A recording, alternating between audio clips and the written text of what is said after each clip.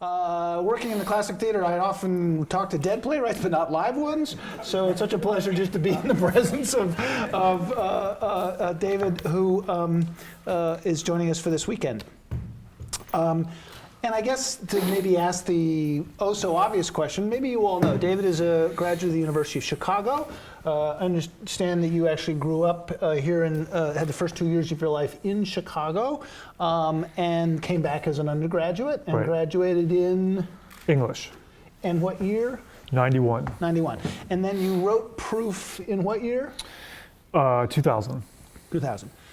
So, I mean, the question that the obvious question I want to just ask up front is, where did the idea come from? What was the biographical, contextual, inspirational, aspirational thing that got you to need to write the play? Well, you know, like all plays, I think a lot of different things went into it. But I had been playing around with two ideas that just seemed interesting to me dramatically. One was about two sisters who find something after the death of a parent, and whatever kind of conflict might come out of that. And then the other idea was about someone who was worried that they might inherit a parent's mental illness. And along with that idea, I kind of had an image in my mind of someone who was sitting alone on their birthday. I don't know why, but you get these images, and they're outside and they're worried, you know, about this thing that they think could happen. And I saw someone coming up behind her and saying, "Can't sleep," and that as the beginning of a scene. So it was in looking just really for a way to put those two ideas together that I eventually came around to thinking that a mathematical proof might be something very interesting to find, that its authorship might not be obvious, and you could have a lot of, it just seemed like there were possibilities in that. And then you know, the fact that there have been a number of famous mathematicians who have suffered from mental illness, and that seemed to give me a bridge to my other idea, and the play just sort of came out of that mix. And I remember writing it, or at least writing a first draft pretty quickly, and feeling like the story was all there quite quickly. That sometimes it takes a long time to kind of see a play or to figure out what the shape of it is. But this one, for whatever reason, came fast. I mean, I knew it was all on a porch, and I sort of knew who the characters were. So writing the first draft was a real pleasure. And then the pain came, because it took a couple of I don't know, you know, maybe something like 9 months of really trying to figure out how to put flesh on the bones that I had written. But that was also an exciting and enjoyable process. I mean, and after about a year, I guess I had the play that was substantially like the play that opened in New York. And was it always in your mind, or did it evolve that it's on a porch in Hyde Park? And the professor is clearly a professor at the University of Chicago. I mean, how much was innate from the beginning, or just came out, or you found that? How did that happen? That came later. I mean, you know, I really felt that, you know, I had the story, and I had the characters, and interesting things were happening, but there was a kind of generic feeling to it when it was set in an unnamed place that I didn't like. And my first thought was, well, let's put it in a place that I know. It's clearly a university town, and the university neighborhood that I know, because I went here, was Hyde Park. But there was something else too, which was, you know, they're probably the same figures around now, but when I was in college, there were these people who sort of haunted. There were a couple of guys who you saw all the time, who wandered around the bookstores or were in the cafes, you know, sitting with a cup of coffee for 12 hours at a time or whatever.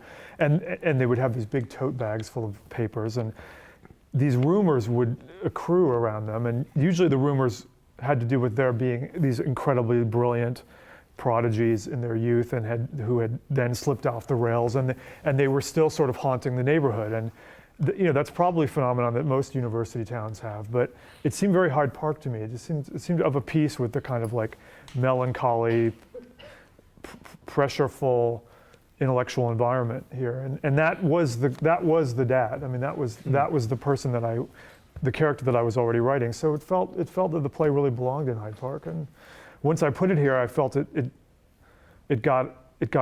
play acquired some individuality. It didn't feel as generic to me as it had. So I gained a lot, I think, from that. I have to say, it's such a pleasure for me because I've not actually asked David any of these questions before.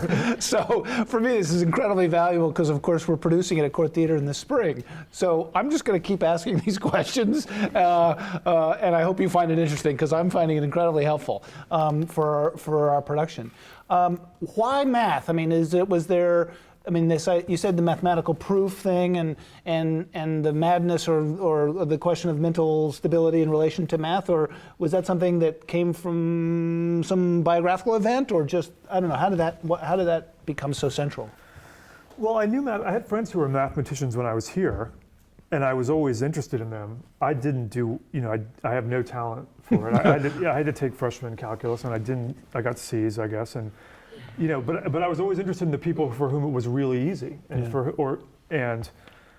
I also the mathematicians I knew here were very stimulating people. I mean, they weren't just excited about their field. Their brains were sort of sparking in all kinds of different directions. So that seemed interesting. And I had read a book called The Man Who Loved Only Numbers, which is about this Hungarian mathematician called Paul Erdős. And that sort of introduced me to this world of highly competitive, also highly collaborative, sometimes funny, sometimes troubled people who do this stuff, mostly not troubled, I have to say. But just a subculture of people who were stimulating and competitive and doing interesting things, and it just seemed like a world that belonged on stage, And I mean, there's some references to. I had to ask my son because I got a C in calculus in freshman year as well. So my son is kind of a mathematic whiz about some of the math in your play. How did you? I mean, you just did your research, or is that something that? Yeah, I mean, I spent a lot of time with mathematicians. I mean, how much math to put in the play was one of the really tough things that I wrestled with, and I think there really isn't very much in it. And I've met people who wish there had been more, but I really felt that, especially because Catherine, the main character, is someone who's trying to conceal because she has for herself. She's afraid that she is too good at this thing almost.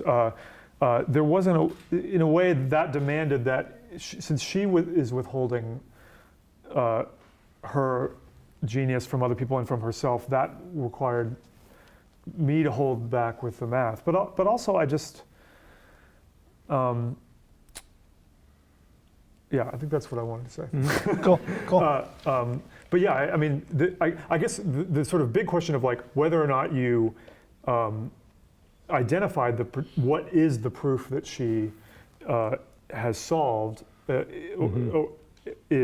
was something that I struggled with a lot. And up until later drafts, I did have her solving specific mathematical problems and having more discussion about that. And ultimately, I erred on the side of not naming it. And I'm glad I did now because since I wrote the play, some of those things have actually been solved. Fermat's theorem was solved, so was proven. So I'm glad that it's not in the play. Fermat's theorem, which has been proven since you wrote the play, and therefore the play would be dated now. Is that what you mean? I think it would seem more dated. I do. Unless there's other questions about math, I'm going to go to the other part which you mentioned, which is the sibling, the sister relationship. I don't know. Could you speak about the kind of initial impulse about that, and the different paths that those two women take, and why sisters? So, I mean, their age is what, couple of years difference? I guess they're about 4 years apart. Yeah. Okay. Why sisters is I don't know. They just were.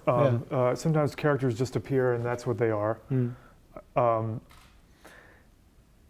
It just seemed like a dramatically fertile area to try to dig into when you have a sibling who's very unpredictable, talented, erratic, and a sibling who is perhaps in consequence of the way their sibling is, or perhaps some combination of her innate qualities has to be stable, organized, controlling. That that dynamic just seemed to yield interesting stuff, and it also just dealing with the question of what do you do if a parent is incapacitated or needs to be taken care of, and how do those chores get divided up between two siblings, and what kinds of conflicts does that create between the siblings? That just all seemed like interesting, dramatic territory to dig into, and it was. It was a lot of fun to write those scenes. And did the scenes with you mentioned about the first scene where a figure appears behind her and she says "can't sleep." Yeah. Was that the first? Did you write the first scene first? Did you write some of the scenes between the sisters and then the two came together? I'm just trying to understand. I really did write the first scene first. I had some idea of where the whole play would go, but I remember thinking, I'm going to write this scene where you have this woman who's worried about her own mental health, and I'm going to put her through as many hairpin turns as I can, and see what happens to her, and see what that does to her perception. So that was really where the scene came from, and then after I had this scene where her perceptions of what was going on are reversed 3 or 4 times. She thinks she's talking to her dad, but he's not really there. She thinks a guy's stealing from her, but he's not really. But he kind of, I wanted to leave her no stable ground to stand on. And then I thought, now I can bring in the sister and write a scene where all of her version of what just happened is being challenged, as it would be, because it's so screwy, and see what happens with that. So it was just a kind of process of trying things and those things yielding interesting dramatic possibilities. Well, and I think at least I've never seen a production of this play. I never saw the movie, and yes, I will ask a question about movies at some point if we need to, if that's all right. Yeah. Because the campus was taken over some years ago when the movie was made here, so maybe some of you all had some experience with that. But in reading the play and hearing the play in my head, it seems like a lot of what you're talking about basically who's on first questions between the two sisters, about what was real and what wasn't, generates what I'm imagining is a lot of the humor of the play. Yeah, there was a lot of comedy in it as well. But I wasn't kind of writing it for the comedy. Although I was glad that it was funny. I was really trying to write it from the point of view of, here's this concerned sister, and she's getting these incoherent stories from someone she's worried about. What does she do? And how does her sister, who for whom everything is very logical, deal with that?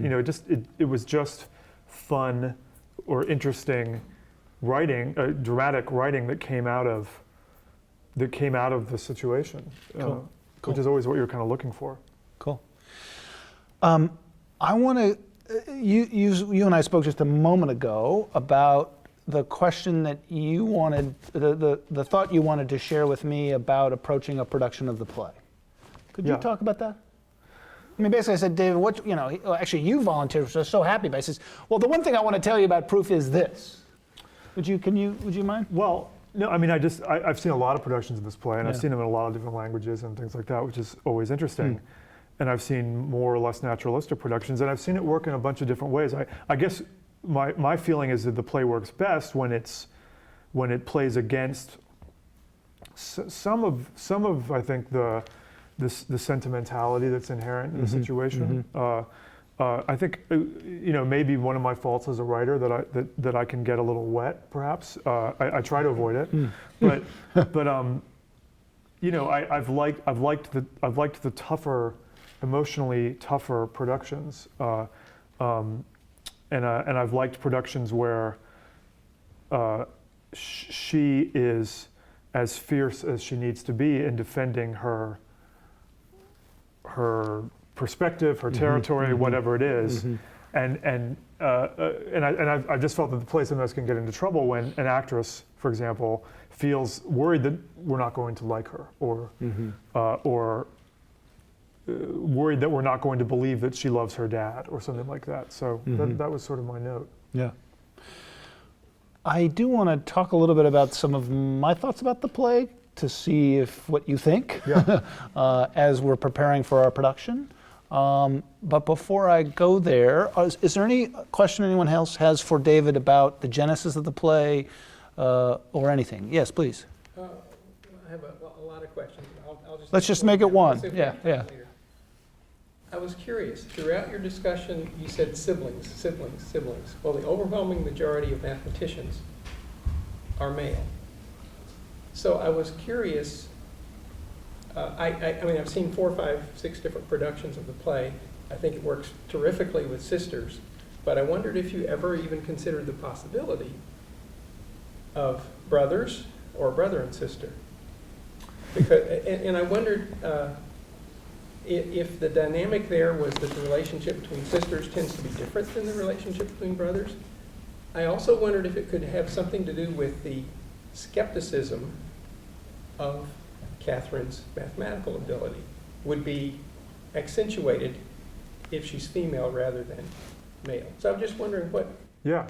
No, I mean, like I said, the decision about the sisters was sort of an automatic one just because of how I initially saw the characters, and I never revisited it because it seemed to work. And I think, you know, one of the ways it worked was that because there are relatively few women in mathematics, it seemed logical for Hal, from his point of view, to doubt her, the doubt that she had done this thing, not just because she was, you know, had never gone to graduate school or because she had seemed to be partially mentally ill, but because she was a woman. So that wasn't a polemical sort of move I meant to make. It just was inherent in that initial decision. And by the same token, the fact that she became a caregiver, a full-time gave up her own life to become a caregiver for someone. It just seemed, you know, the expectation, for whatever reason, is not that a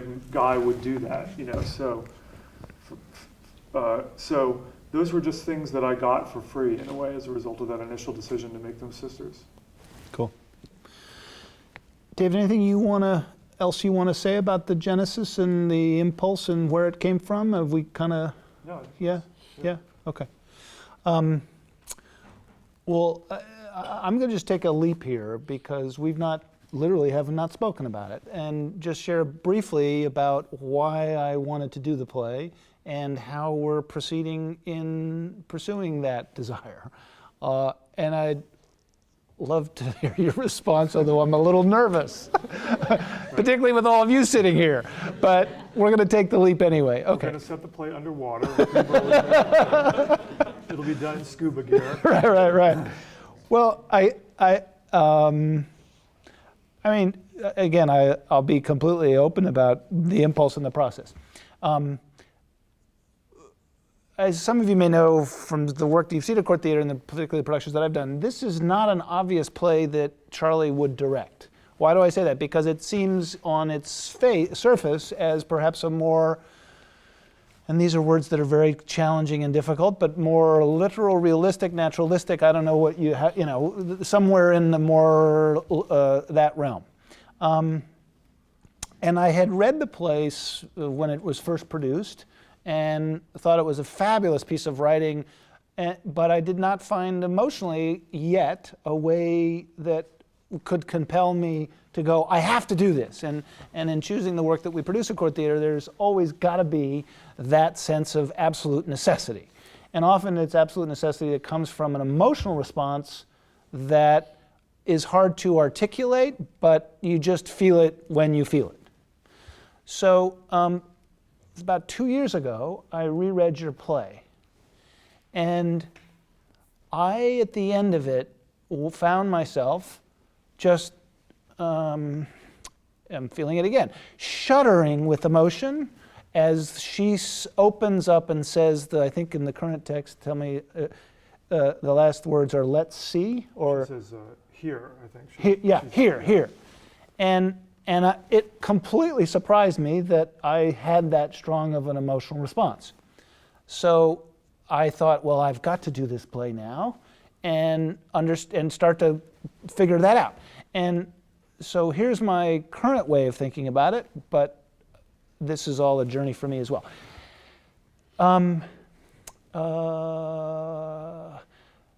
The personalization that happened was my own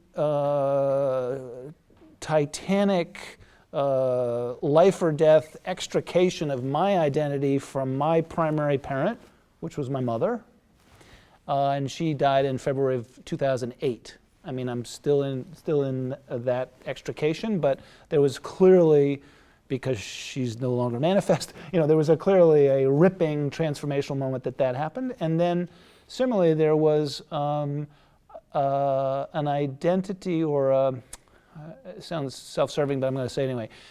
I kind of, with Porgy and Bess, the production the Court Theater did 2 years ago, was artistically transformational, and more importantly, I had this experience of, oh my God, maybe I'm that kind of artist, and I can be that kind of artist that I never thought I could ever be.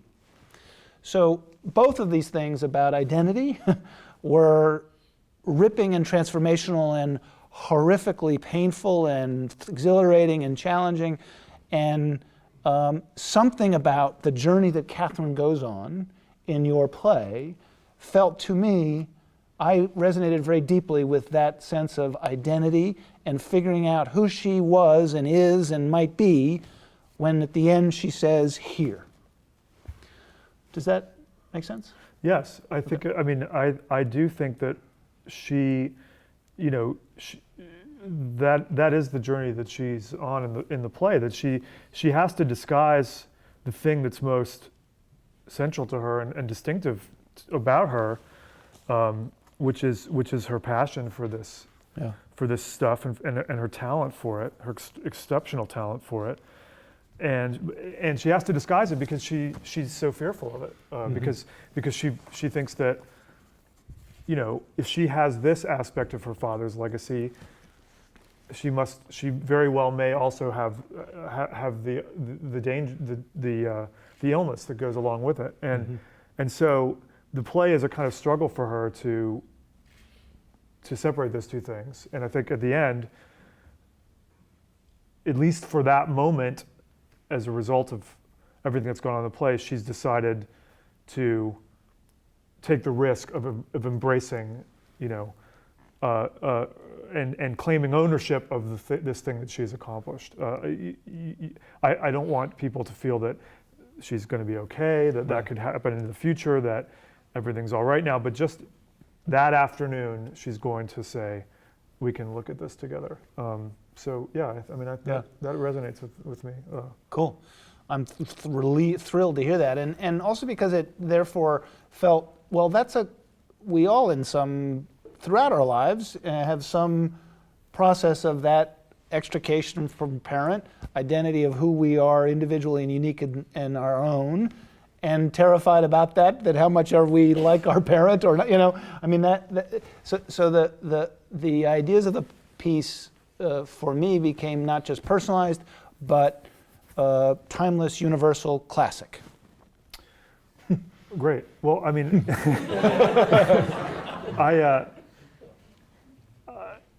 when I was writing it, I felt the father-daughter relationship was at the core of the play, and whenever I felt confused or unsure of what I was doing with the writing of the play, I just felt return to grab onto that that relationship, and it is central to the play, and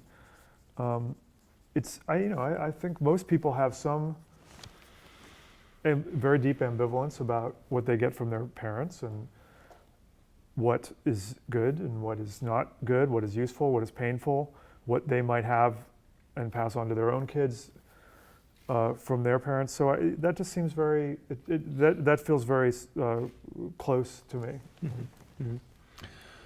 Well, and I was also then relieved or excited when you said the play can be, I forget exactly your words, but you used the word sentimental, I think, and maybe too warm, because my own experience and just other investigation I've done about this kind of identity journey, those are those are not warm and cozy experiences at all.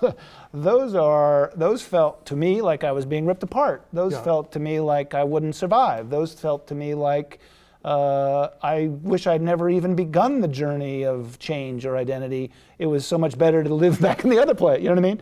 So I'm fully hoping that we can find in our production and in the performance of the actors that there is that level of, I don't know, brutality, terror, risk, danger, etc.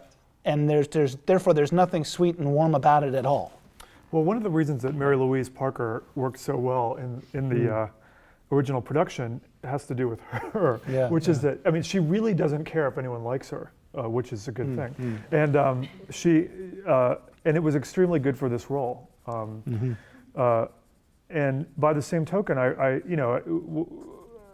the young guy who's coming to her house and wants something from her likes her very much. I mean, he's got a crush on her, and he wants to ingratiate himself to her, but he also wants something from her. And I always liked when those two things were not out of balance, because it seemed like one of the things that would throw the play off a bit was when Hal seemed too puppyish, where he seemed to be motivated solely by his desire to get her to like him, as opposed to the other things that he wants. But those are fun things to play around with in rehearsal. Yeah, yeah. You mentioned Mary Louise Parker. I mean, how much changed when you went into rehearsal with that cast and with that director in the text?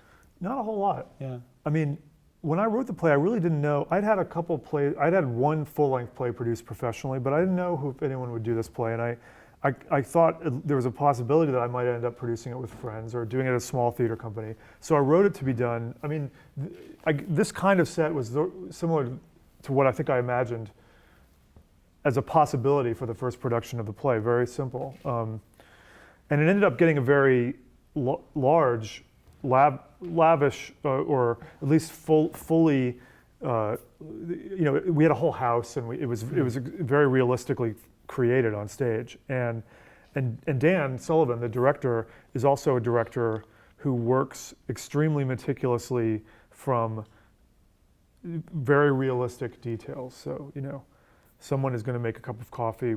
Where does that coffee come from? How long did it take them to, So that made me think through the play and think through the action of the play in some ways that I hadn't before.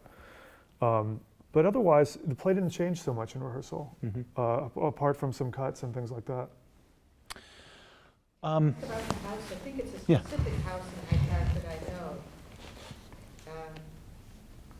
It's I didn't have a particular house in mind, but Somebody must have found yeah. a house that they copied. The house that they built on Broadway was, I think, a kind of compilation of a bunch of Hyde Park houses, but the set designer did come here and photograph them. But yeah, I mean, I felt, writing the play, that I just knew, I had a very specific kind of Hyde Park house in mind, and the atmosphere on the street, and that kind of autumn feeling. Well, for those of you who've been to Court Theater, it probably won't surprise you that our production, I doubt, is going to look much like you're describing, in terms of its realistic detail. So this is where angels fear to tread, but let me just go there with you. Yeah. Which is, well, let me give you an example. Actually, David, we were talking, he saw Court's production of Cherry Orchard some years ago, and so you saw, as a very ancient example, but still an example, I mean, that was not, the design of that was not in any way literal. It was sort of 3 intercrossing ramps covered with, I forget what it was. Anyways, it was very non-literal. And you said you liked that production, so I was very happy to hear that.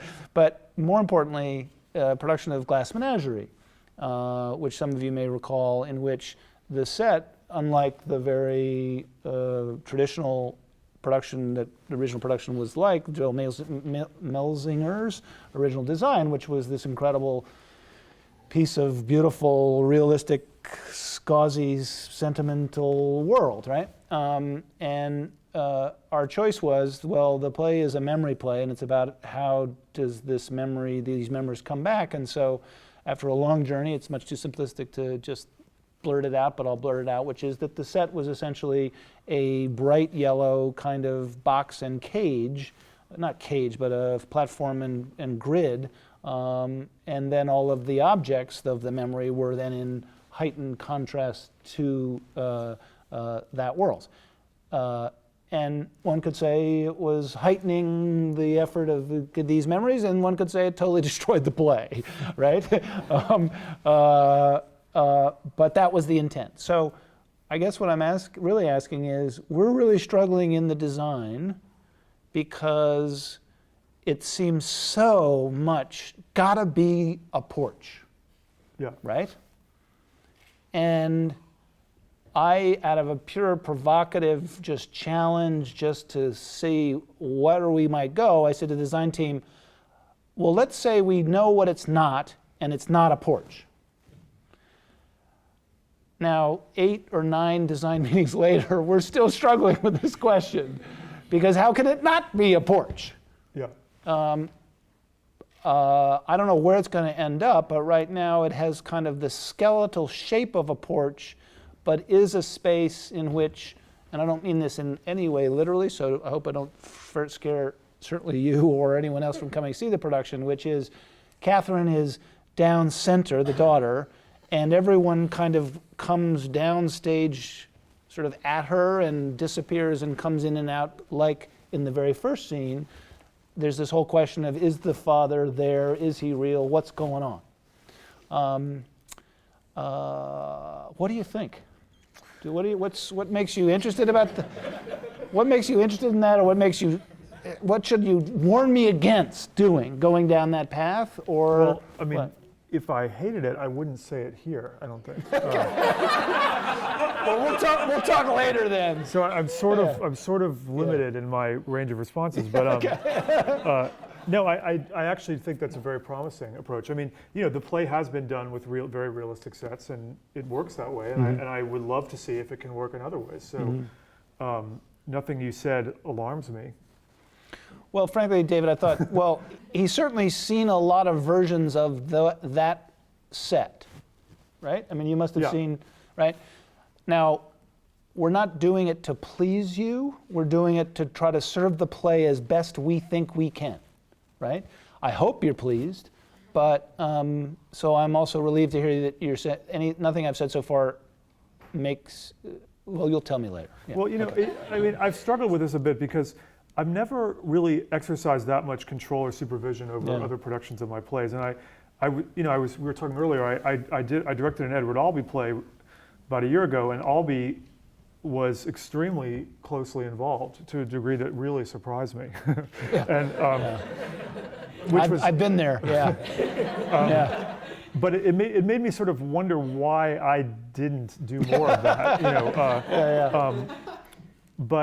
And part of it is laziness, but the other part of it, I think, is just that I enjoy. I mean, one of the reasons I like being a playwright and like writing for the theater is that you make something and then you hand it over to other people and they add to it and transform it. And I've always liked that, and I've always liked what happens to a play in an actor's hands over the course of a run. I like it not being locked down. You have to develop a certain tolerance for the strange things that can happen as a result of that. But I wouldn't be much interested in writing, I don't think, if I weren't able to give up a certain degree of control and watch what happens, which is usually really interesting. So I like showing up to a dress rehearsal or to a performance and not knowing quite what I'm going to see. I find it very exciting. Were you very involved with the design of the film, which was very, very different? I really didn't have that much to do with the film. I mean, I worked with the director. The film was not an entirely happy experience, and I worked with the director for a long time. But at a certain point, we felt that we were, I think, making or wanted different things, and we went different ways. I mean, and I'm not unhappy with the movie, but that is an example of giving up a certain degree of control, really because I had to, because it was a movie, which works much differently than the theater works, and not being entirely happy with the result. I mean, I still like parts of the movie, and I think especially as a kind of record of certain scenes of the play as performed by Gwyneth Paltrow and Anthony Hopkins, I like that it's there. I don't think it works as the story I don't think works as well on film as it does on the stage, but I think that might just be intrinsic to the nature of the medium. It was a story that was designed to work in a certain way on stage and may not have translated particularly well to film. There's way too many distractions Yeah. from the story. Yeah. Well, I think, it's sort of a longer discussion, but if I had it to do over, I think I would have tried a different approach. And I think the source of my disagreements with the director were that I wanted to write a screenplay that was less like the play than the film he wanted to make. And I think that the film is too much like a filmed version of the play in some ways. So. I wanted to explore this question about the film. Can we maybe shift to that? Sure. Yeah.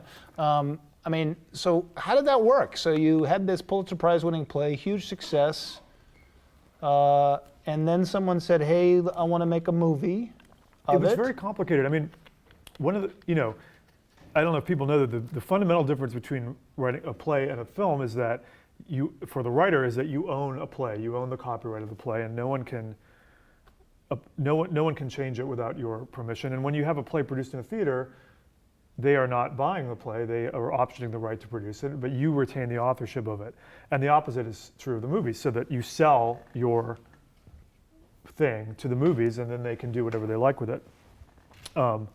So I sold the rights to the film to a very small company that had just recently made 2 movies that I really admired.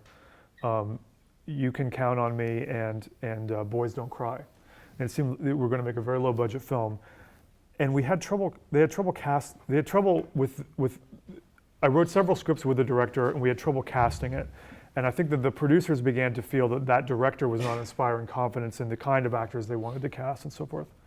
So at around the time when it wasn't quite coming together, Harvey Weinstein got involved and he said, let's do this with the Shakespeare in Love team, Gwyneth Paltrow and John Madden.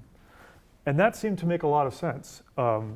And they did the play, and they did a production of the play in London. Gwyneth did in London, so it was logical and seemed like a good fit that they would do the film, and so that's basically how that came about. And it was, it's just not a particularly fruitful creative collaboration between John and me. With another director, it might have been different. But you are the screenplay writer of record for the movie, yes? Yeah, I mean, the odd thing about the screenplay is that I think what happened was on set, John discarded some of the scenes I wrote and took large chunks from the play and imported them into the film intact in a way, so that even though I wrote the scenes, they weren't the film scenes that I had written. So I can't quite. I mean, I'm credited as the writer of the screenplay, but I can't quite claim authorship of it, and don't really want to actually. Mm-hmm. And so when you're sitting there on set and they decide to change a line, do they say, David, is that okay? They just change it. Well, I didn't go to the set. I mean, I really felt that the movie was happening and I was doing other things, and I was happy not to be involved with it on a day-to-day basis. But the real thing I learned was that if you want to have the same kind of control over a film that you have in the theater as a playwright, you have to direct the film. So I wrote a film in order to direct, and then did that. So that was directly motivated by my experience on Proof. Wow. Yeah. Fantastic. Does anyone have other questions for David or that they wanted to ask? Yes. As an alum, for a while now, you've been the most visible alum of the University of Chicago in theater, and it had been like really a really inspiring example for all of us who come out of here. And I'm really intensely curious about the first couple of years after you graduated from U of C. Yeah. Just what you did as you were transitioning from a University of Chicago student to like a human being. Yeah. Like, was it hard to make the choice to leave Chicago? What were your thoughts on grad school at the time? Just, Well, I mean, I had come to the idea that I wanted to try to write for a living while I was here. It very much came out of being an off campus and learning that I liked writing for the stage and feeling like I had some facility for it. And I think the model that was in my mind was this very Chicago model, which was I knew a bunch of people who had come out of the university and formed storefront theater companies on the north side and established a kind of reputation for themselves in the Chicago theater world. And so this sort of do-it-yourself, very low-budget model of you can create theater, you can teach yourself, you can attract an audience. You may not make a living at it, but this is something that one can do. That was the model that I felt that I wanted to follow, and so I tried to do that. And I most of my friends moved to New York, so we did it in New York and did small shows in New York. But I was really convinced that that was kind of the way to go. That rather than go to grad school, you should get together with a group of friends who were like-minded and put on plays and try to get people to come see them. And I think that was a good strategy. I mean, I don't know if that is.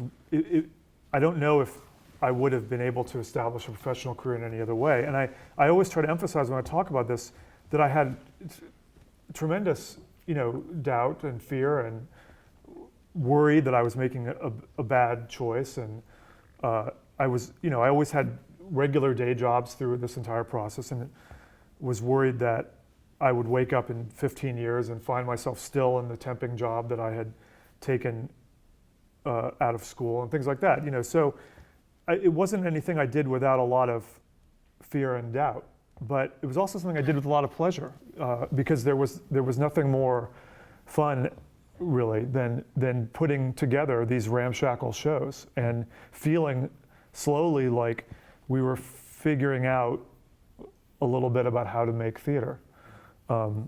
So that's the model that I recommend to people who want to do it. I think that most theater careers begin that way. I think if you look historically, I'm nervous seeing David Bevington talking about looking historically at theater, but I think that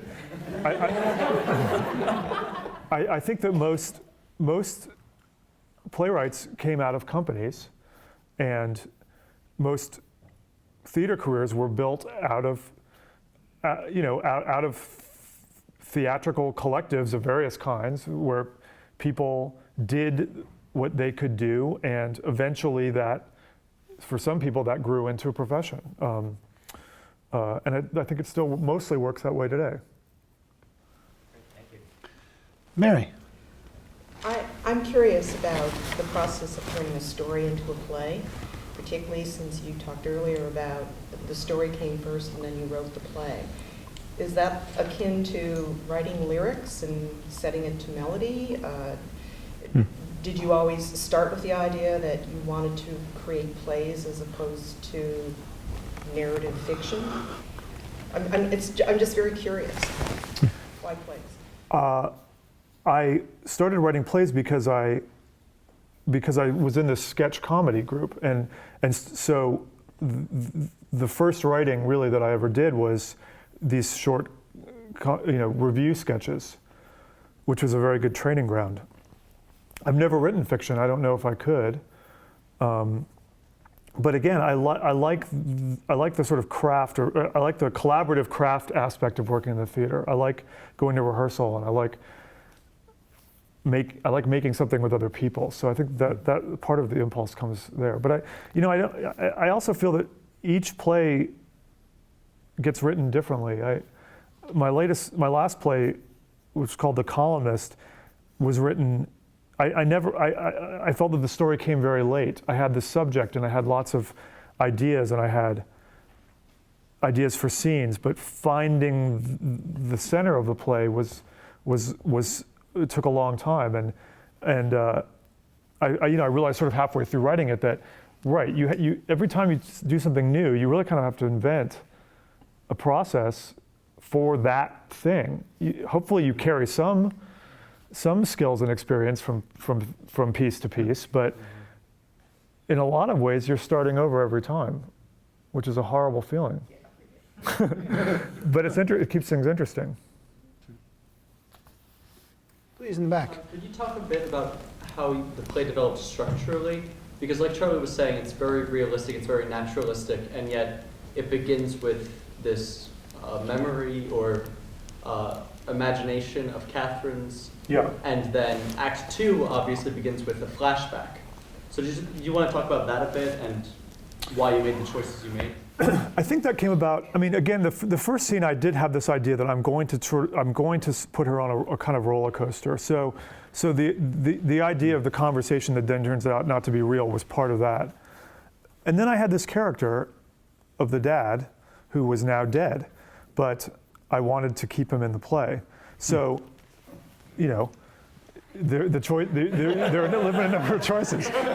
Either you go back in time, or you bring him out again as a ghost, or So it was just in exploring those possibilities that you sort of.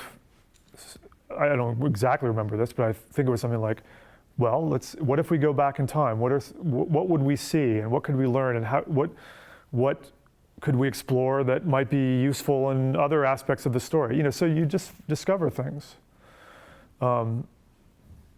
It was a process. You used the word ghost. I mean,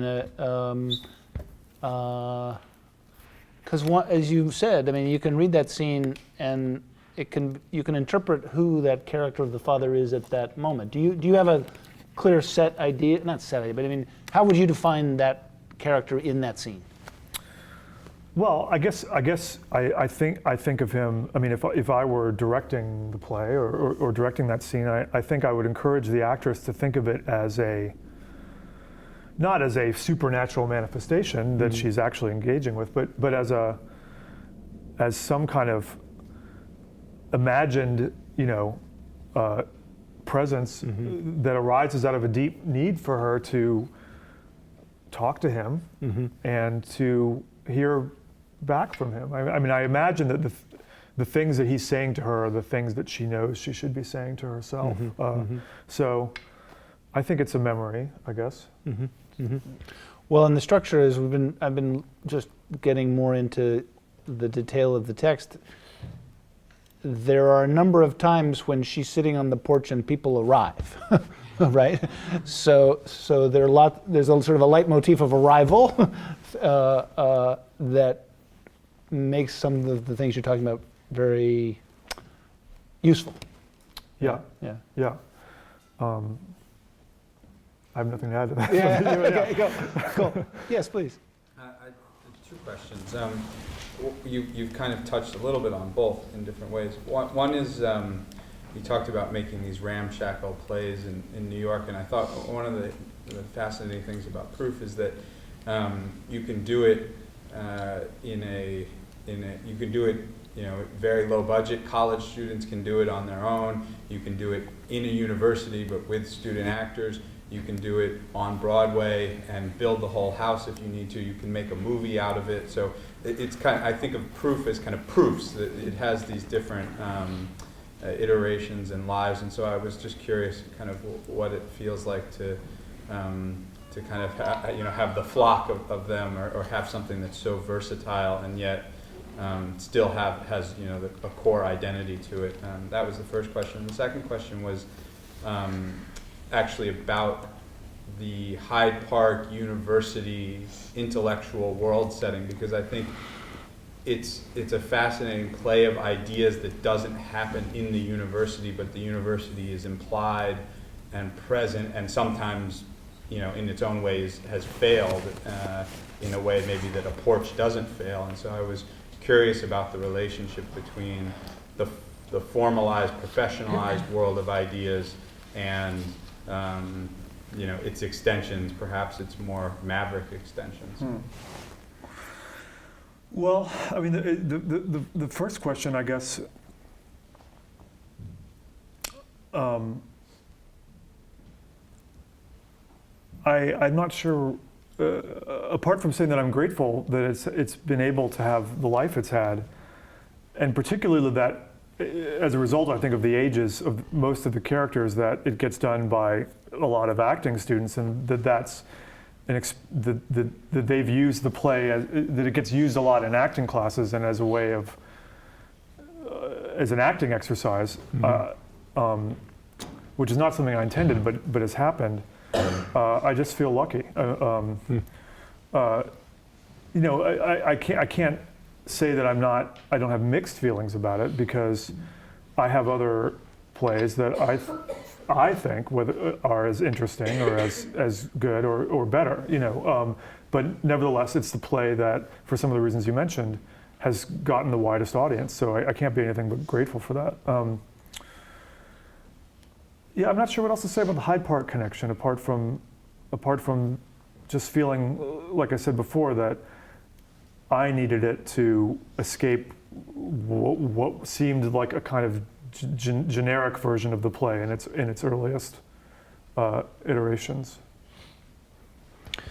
My friend Harry Davis, who's emeritus at the business school, maybe many of you know him, amazing guy. It's so classic. Here I am, an artist here on the campus of the University of Chicago, and who's one of my dearest friends is a guy who used to be the head of the business school at the University of Chicago. That sort of makes sense, right? Anyway, he sent me an article the other day that said, I want to ask this question in all due respect and delicately, but I'm curious about your response. And basically, it was an article by a guy named Galveston who defined two different kinds of genius.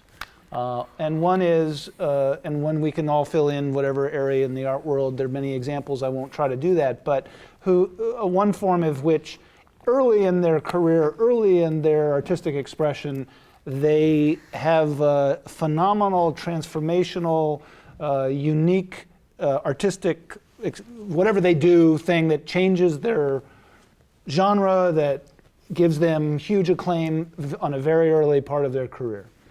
And then this article goes on to talk about another kind of genius, which is, and you can think of artists that you can fill in here, who build over a period of time so that then, in some sense, their greatest work appears in the latter part of their career.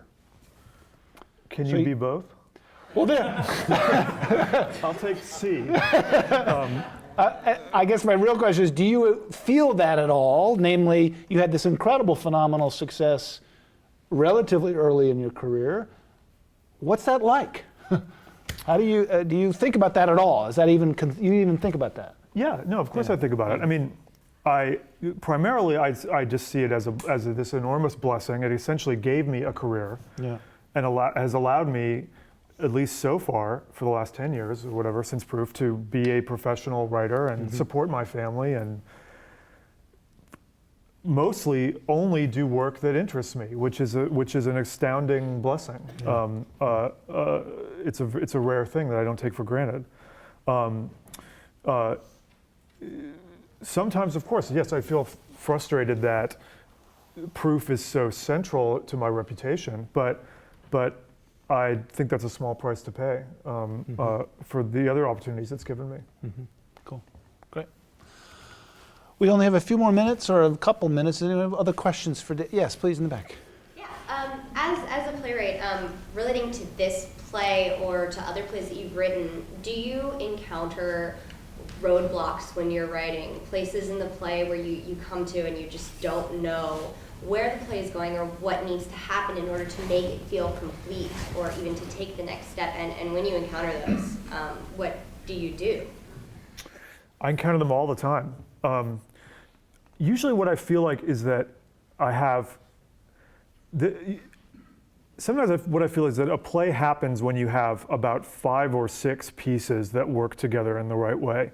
And often I feel that I'm walking around with sort of 2 or 3 pieces, and 2 or 3 pieces to 2 or 3 different plays, and then I'm just sort of waiting. I mean, I try to be more active about it, but I'm really just sort of waiting for the missing piece to come, so that you have an idea about a character or setting or relationship or problem, or even just a theatrical device that you want to use, but you don't quite have enough to make it all, you have these pieces of the car, but the car's can't be started yet. And it's frustrating. I mean, it's just frustrating. I'm not sure what else to say about it. There's a lot of sort of like trying things, having them not quite work, feeling frustrated, starting again. You know, it's just the work of it. But that's everything is work. You know, in any other job, you would go to work every day. So that's what you do when you're a playwright too. One other question, but let me ask one thing if I may. What are your tools? Do you write out in longhand? Do you use computer? What are your tools that you use for writing? You know, I've been writing in longhand a lot more. Yeah. I really find it so useful to unplug everything at the start of the day, just to avoid temptation and the internet. And for some reason, I find it very satisfying. So yeah, what I'll do is write in longhand until I have a lot of things and then put it into the computer. Cool. Please, in the back. Yes. I had a question.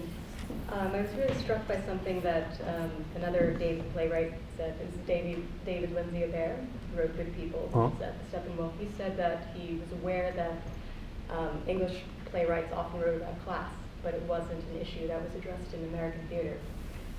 And his current play does address it. I was wondering if you thought that whether there were any themes that weren't appearing in American theater that you wish were, or that there were any gaps that you thought might be.